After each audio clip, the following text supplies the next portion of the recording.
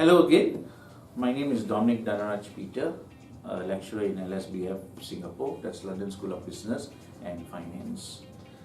Today is a very special day. We are going to explain, or rather have a short briefing of a very big excitement that is happening in ACCA in September 2018, and this is known as Strategic Business Leadership.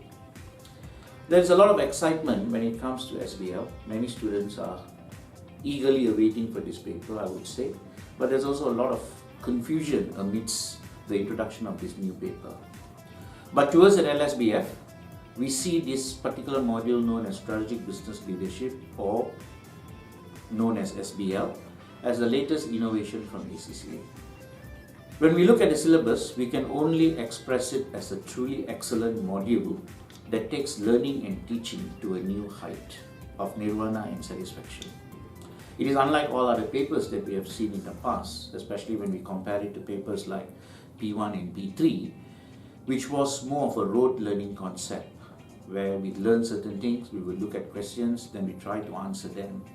But in SBL, it is crafting a new personality of an individual who will be ready for employment. That's the overall objective of this paper anyway. To make an ACCA graduate who is already a specialist in financial area, also to become a specialist as a business leader.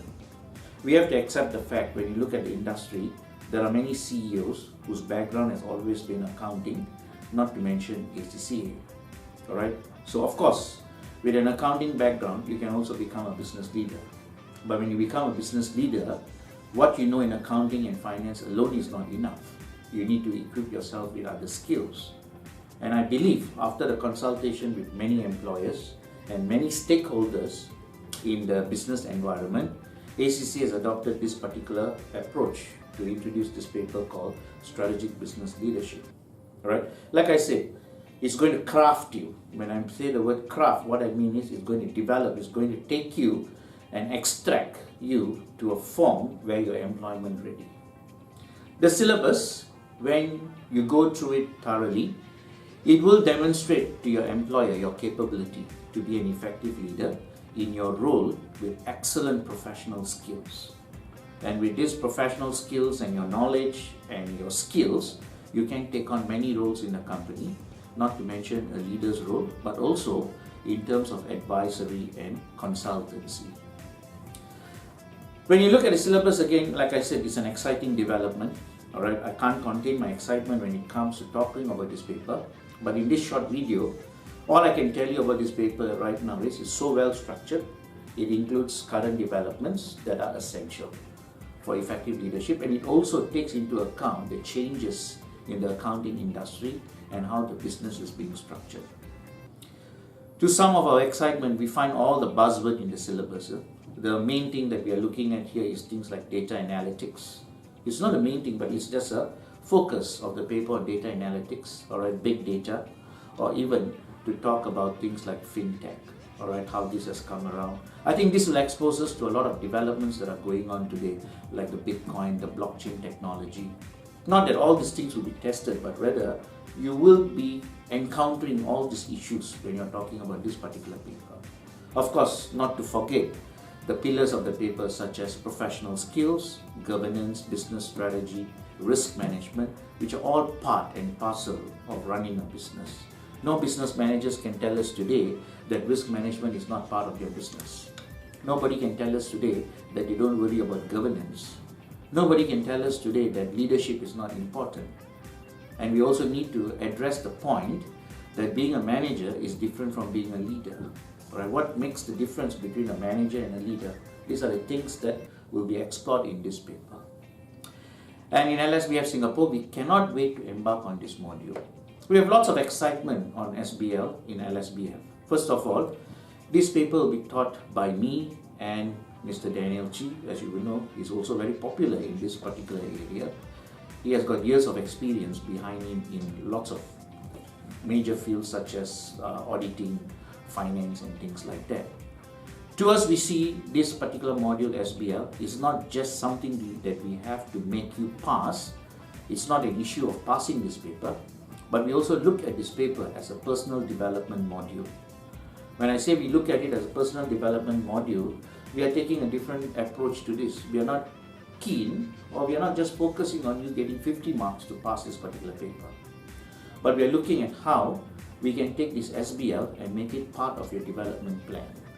And when I mean by development plan, this is, of course, your qualification is on one side, but also what skills do you have. And of course, this will be very important because when you look at the SBL, you see the syllabus has been structured in such a way that it gives you all the knowledge and the skills, and to a certain extent the attitude that you need to have in order to be appreciated by an organization.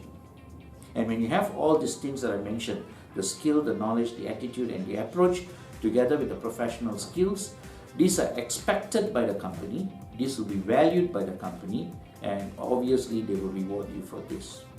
This also make you stand out in terms of succession planning and things like that. So let's not look at this particular paper as something that I need to pass, something that I need to do to get through ACCA, but let's look at this paper as something that can add value to us while we are doing ACCA. And once you look at it from that particular perspective, I think you will do very well in this particular paper. And of course, to teach this paper, alright, we have to change our mindset, and to learn for this paper, we have to change our mindset. So from the beginning, we are not going to call ourselves tutors, and we are not going to call you students. We are going to change the way we address each one of us here. We are going to call ourselves facilitators, and you are going to become the participant. And as a participant, we expect you to be obsessed.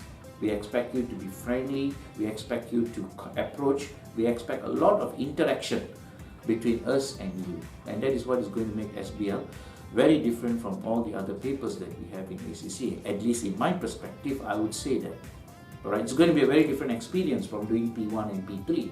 For many of you who have done P1 and P3, you are very much aware of what you were doing there. You were trying to understand, or rather you were trying to remember as much facts as possible. In P3, we were obsessed with models. What are these models for? What does this model do? Alright, but coming down to SBL, all this changes. When I say all these changes, we do not have to explicitly mention models in any one of our answers. That takes away a lot of stress from you.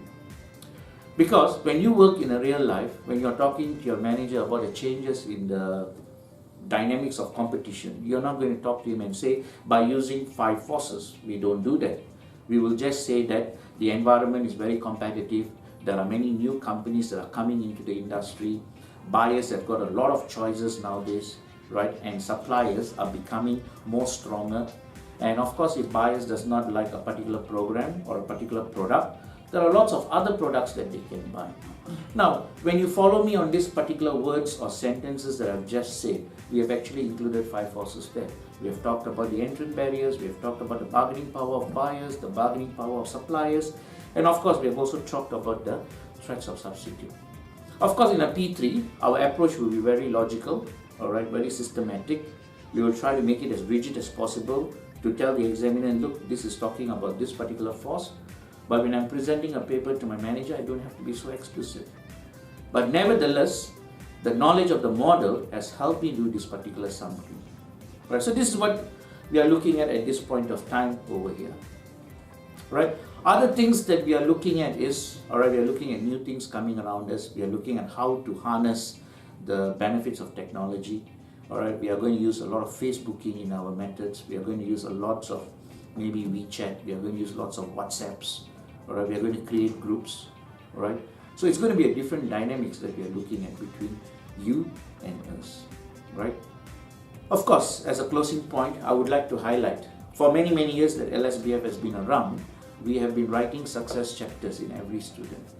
Okay, many students have gone through the process with us and they have been successful. So you should also come on board with us with this SBL and let us be a part of your success.